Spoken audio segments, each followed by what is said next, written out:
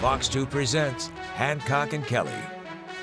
Good Sunday morning. Welcome to Hancock and Kelley on Fox 2, where we take on the top issues of the week. On the right is John Hancock. Good morning. On the left is Michael Kelley. Good morning. And I'm Andy Banker. On the agenda, as Democrat governors rebuff immigration crackdowns in the United States, is Missouri's Republican governor, Mike Kehoe, saying yes to ICE.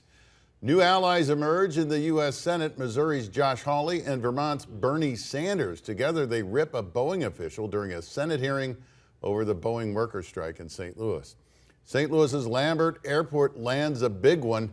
Non-stop direct flights to London. It may be a bigger fish than you'd ever imagine. And our quote of the week comes from the changing of the guard for the St. Louis Cardinals after another dismal season for the team, and even more dismal for the city and its fans, as fans vanish from a place that was once dubbed baseball heaven. Also, a school superintendent in Iowa gets detained as an illegal immigrant. Turns out he used to work for the St. Louis City Public Schools. Former St. Louis Congresswoman Cori runs it back. She's running again. And no more using food stamps or SNAP benefits for junk food in Missouri. But we begin with Governor Kehoe taking another stand in support of President Trump. The governor has activated the Missouri National Guard to help federal immigration and customs enforcement, or ICE, agents. Instead, they will help with administrative duties. The guardsmen, they will not actually participate in the rounding up of illegal immigrants. Those duties will include data entry and case management. They will also provide logistical support. The authorization will run through the end of September of next year. The troops are meant to allow ICE to focus on that core enforcement and security mission. John, is this what taxpayers in Missouri pay the Missouri National Guard to train for? And is the governor right to deploy them like this? So these particular guardsmen volunteered for this post to provide the administrative support. We are paying them. We're not doing it for free. Well, of course. ICE is going to be here.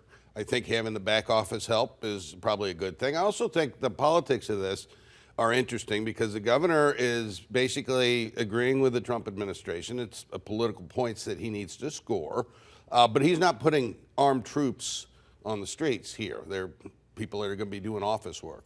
So I think it's a good move. Well, it's a continued bending of the knee of Mike Kehoe to Donald Trump. We saw it in this ridiculous plan to redraw our lines for the purposes of disenfranchising a lot of people on the western side of the state for Donald Trump.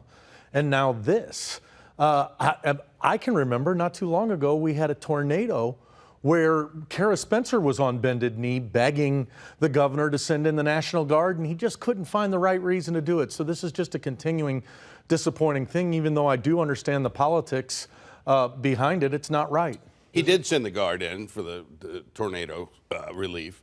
And, you know, you can look at it as ridiculous, I suppose, if you'd like to do that, Michael. But I kind of think it's brilliant in a way, because he's engaging, he's affirming what the Trump administration is doing, but he's not putting armed forces on the streets of St. Louis. And I think this is a pretty brilliant maneuver, actually. Does it signal, though, that that might happen? Because you do have a president who keeps hinting that, yeah, we may need troops in St. Louis to fight crime. I think the president will listen to Governor Kehoe. Hardly. I mean, it's vice versa. Governor Kehoe will bend to whatever Donald Trump says. The superintendent of schools in Des Moines, Iowa, has resigned after being arrested as a suspected illegal immigrant. Before Ian Roberts got the job in Iowa, he was an executive for the St. Louis City Public Schools as a high school network superintendent from 2015 through 2018, mentoring and evaluating school principals here. Authorities say he fled a traffic stop initiated by ICE agents in Iowa, ditched his car, and then was later apprehended. He faces deportation and federal charges for illegally owning firearms as an illegal immigrant. Michael, what does it say about our immigration system in big city school districts if someone who's in the country illegally can ascend to these lofty positions? And what does it say about Donald Trump's promise that he was going to go get the worst offenders, the people who are out killing and murdering people? This guy's helping in the education of folks. It's illegal. What he's done, he's been caught. He should be held accountable. But this is not what we were promised by the Trump administration, that they were going to go after the worst people. And people are seeing this, Andy, not only at schools, they're seeing this at churches. This is what Donald Trump's up to. Do people want a school superintendent who's in the country illegally? No. And how do you get through the hiring process on a deal like that? I mean, you know, is there a question? Are you a U.S. citizen? Did he lie on his application? You know, he's here illegally, cut and dried. Bottom line, and so he has broken laws, and how that doesn't get flagged in the hiring process is beyond me. Multiple jobs over a decade. Governor Kehoe has issued Executive Order 2035 seeking a U.S. Food and Nutrition Service, or FNS, waiver to ban the use of SNAP benefits, commonly known as food stamps, to buy junk food. It orders the director of DSS to prepare and submit a waiver to FNS to alter Missouri's SNAP program to prioritize healthy and nutritional foods instead of sugary and ultra-processed foods. The governor says this will better support Missouri agriculture. We have a quote from the governor on this. We get a $1.5 billion in annual SNAP benefits in our state. The governor says the move is in keeping with the priorities of the Trump administration. Quote, "We must refocus our SNAP program to maximize nutritional health for families while also supporting the abundant agriculture output of our state." Is this discrimination, Michael, against poor people who, you know, you and I, all of us can go buy any junk food and any soda we want? Yeah, but I mean, the nutritional programs are for nutrition. And so I don't really have a problem with it. I just don't know where the line gets defined eventually on what this stuff can be used for. I want to make sure kids' bellies are full, and I don't want them to be played politics with. John? This one's hitting a little close to home, Andy. You know, in seriousness. Is it discriminatory, though, against poor people? No, and it includes now that you can use these food stamps at like farmers markets, for example, which I think it should incent folks that are on government assistance. It's incenting them to buy healthy food. I don't have a problem with that.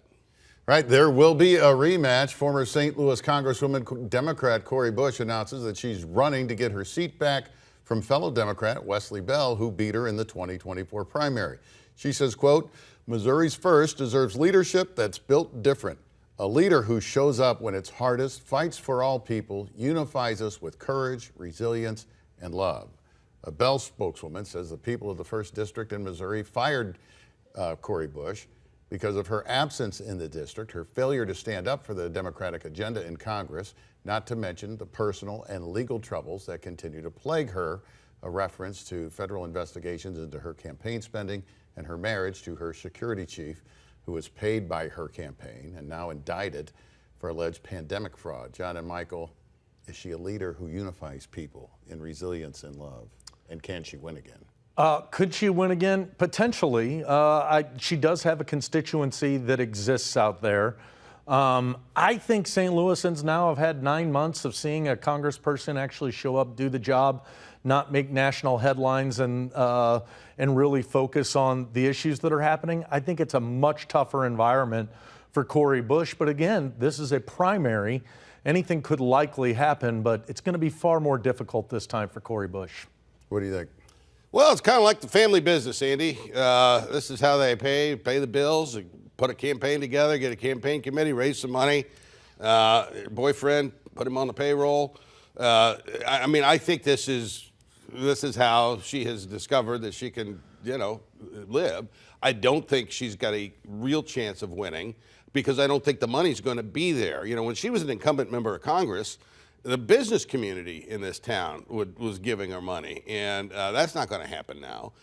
The question is, can she raise the small dollar, hyper-progressive money that AOC and some of the others are able to raise? And I kind of doubt it. And I don't think the folks in D.C., the AOCs and the squad people, I don't think they're going to go out actively and try and beat Wesley Bell. Money aside, has the pendulum swung enough? It's only been 1 term, 2 years, you know, in Congress. Yeah. I think really John made a point, and that is that Cori Bush has been running for office for over a decade now. I don't know that she knows how to do anything else, and I think this is just what she has in her blood that she thinks she should do. Still to come on Hancock and Kelley, new buddies in the U.S. Senate. Josh Hawley and Bernie Sanders united in their disdain for Boeing in the St. Louis workers' strike. And the federal government shutdown puts a hurt on St. Louis and an area congresswoman who says it could get worse. To hear more, listen to the podcast. Just search for Hancock and Kelley. The federal government shutdown put the clamps on federal workers and services in St. Louis, along with our city's top attraction. The shutdown forced the closure of the Gateway Arch, the museum, and the tram rides to the top. St. Louis area Democrats, along with Congresswoman Wesley Bell and Congresswoman Nikki Budzinski, rallied with federal workers behind them, blaming President Trump and congressional Republicans for the shutdown. Republicans blame the shutdown on Democrats, namely Senate Leader Chuck Schumer. Budzinski pointed out that the shutdown opened the door for the Trump administration to make wholesale job elimination of federal workers. Is threatening to fire tens of thousands of federal employees en masse. The group estimates there are about 25,000 federal workers in the St. Louis metro. John and Michael, the Congresswoman says the president is using those workers as bargaining chips. He's kind of actually been upfront about that, hasn't he? Oh, yeah. That he might eliminate jobs if there was no resolution to the shutdown. I think the president's salivating at this opportunity. Look, he wants to break and destroy things. It's the Republicans in the Senate who aren't coming to compromise. We had this charade earlier in the week where President and the leaders of both the House and the Senate, both parties came there, and he stood there with a hat that said 2028. This isn't a serious man who wants to get to negotiation. He wants this so he can continue to ruin government and fire folks. Is it undersold, like the impact of something like this on St. Louis? I think if you don't work for the federal government, you're sort of dialed out and you're saying, oh, government shutdown. Well, I mean, and we've had now probably, 8 of these things in over the course of, and really never had one before 1994. That's now 30 years ago. But I do think the president believes this is good politically for him, having the government shut down. And I don't think the president is going to be particularly active in any kind of negotiation. What needs to happen if you want to fund the government is that Schumer and John Thune are going to need to sit down and hammer something out. And I think there's a pathway here. The Democrats want the Medicaid cuts restored, and then they also want the health insurance subsidies restored as part of Obamacare. Those are two things. And I think Republicans generally are not going to want to have those insurance premiums going way up for everybody in an election year.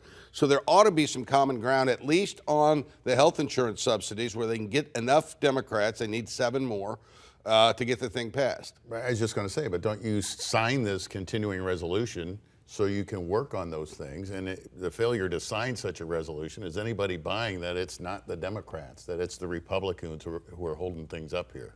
No, it's both of them together. Look, government is a give and take. This is the one place where the Democrats have to be dealt with, and their requests are not that onerous. In fact, the president supports some of them. More than 3,200 Boeing workers in the St. Louis area hit week 10 of their strike. At the same time, President Trump nominates the chief labor counsel of Boeing, Scott Mayer, to serve on the National Labor Relations Board, the NLRB.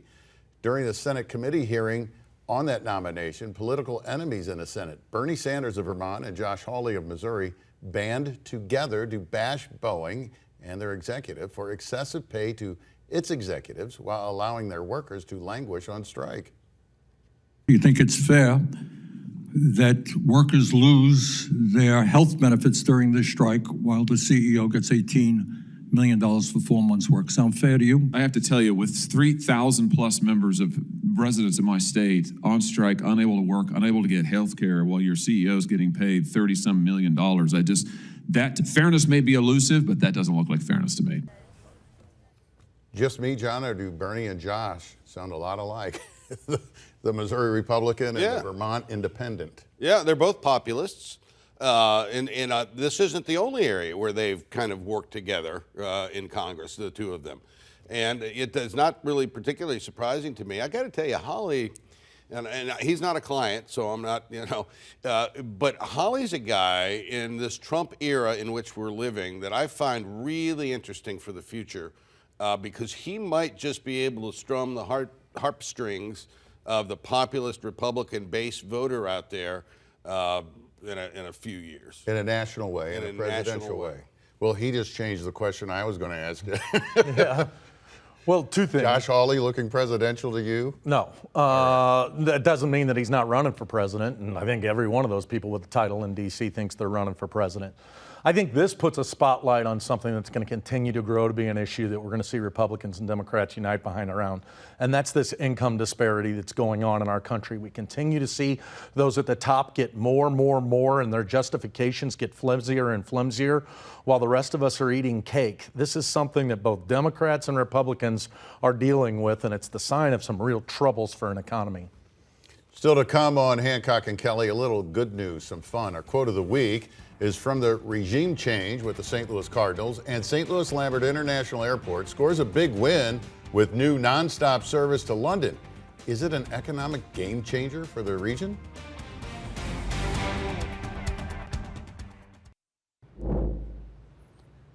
Putting the international back into St. Louis Lambert International Airport. The airport director seemed to get a little misty during the announcement that British Airways would begin nonstop service from St. Louis to London in the spring.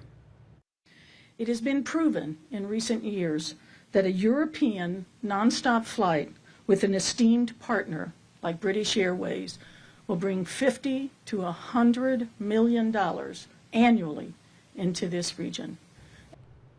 Now, John and Michael, is she making too much of this, or does much of St. Louis undervalue what may be huge economic news? Should we all be making a bigger deal out of this? I'm excited for it. I think it's a great step in the right direction. I know Ambassador Kevin O'Malley played a role in that as well, and they worked very hard to get this done. Anytime we're opening the door to the rest of the world, it's a good thing, and unfortunately, it's been closed for quite a while. She said $50 to $100 million annually impact on the region from it's going to start 4 days a week, right? Hopefully expand to every day. And you're going to see, this isn't just a St. Louis thing. This is going to benefit a much broader footprint of people that are going to want to take that nonstop out of St. Louis, centrally located in the country. So I think potentially it is really big, and it's going to be great if you want to go over there and catch some snooker. Big snooker fan here, if you didn't know that already. Now to our quote of the week. Another big economic driver for the St. Louis region has always been our baseball team. Not so much this past season, as the team repeatedly played in a mostly empty ballpark. Team ownership says, message received, installing Chaim Bloom as the new president of baseball operations. He's quietly been overhauling the team's minor league system over the past year plus. Our quote of the week is from Bloom's news conference this past week, where he pledged to break with the Cardinals seemingly headed nowhere in recent years. He said, when we have to choose between short-term gratification and the bigger goal of contending consistently, we will choose long-term. He said the Cardinals organization is special, John. Fans have known that forever. Did owners lose sight of it? Maybe. Well, the game changed. The game changed. And, we had a generation going back to Dave Duncan where we were drafting pitch-to-contact pitchers. And that worked because you were able to shift your infield, and batters were hitting into the shift, and a pitch-to-contact pitcher is going to be successful. Now you need power arms, guys that can come in and throw 98 and 100 miles an hour. That's the kind of people Bloom's been drafting, and that's the kind of people that we acquired finally when we sold off our assets at the trade deadline. Sports Talk with John Hancock. Wrong show, brother. No, it's well done. Well it done. was great. Look, I'm glad you getting your tickets again next year? I'm getting my tickets again next year. I think they understood because they held the prices steady. But please, I'm begging the Cardinals, start winning some games. Giving the tickets away this year was like asking somebody if they wanted COVID. But baseball talk aside, I mentioned at the top, this is a real economic driver, especially for downtown St. Louis, because you take away those fans in the summer. Downtown was wretched this year. It's the symbol of our community, that and the St. Louis Arch. I mean, when you go out of town, most things people know about St. Louis is the baseball team first. It'll take a couple years. Final thoughts are next. First, Drone Fox over the City Foundry development. St. Louis does get things right sometimes, yes?